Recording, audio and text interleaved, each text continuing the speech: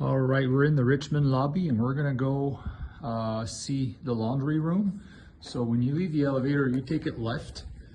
And before you leave the apartment with your laundry, make sure to bring your fob with you because it requires a fob to get in the laundry room. So you go in this hallway, turn left, and then here you have the laundry room.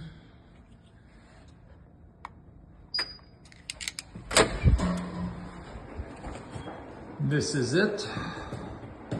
You want to make sure you bring the laundry card that's been left in the apartment for you.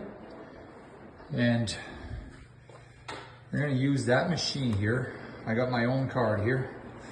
So I'll just show you if you use the card that's left in the apartment for you, it might be empty or there might be some money left by the other clients.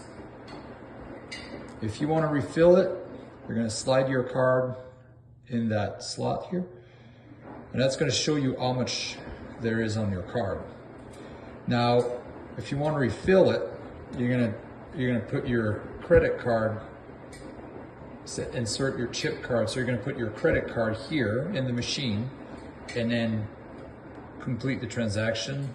And you got to make sure you don't put more than $50 on the card, or the card will not work in the washers and the dryers. So it's important. Insert your card there. Make sure you use your credit card and do not put more than $50 on the card. Once your card has been filled up, you can use it on the machine. It's pretty straightforward.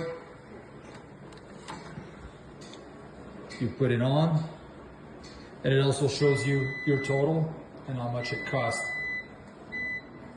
per mode.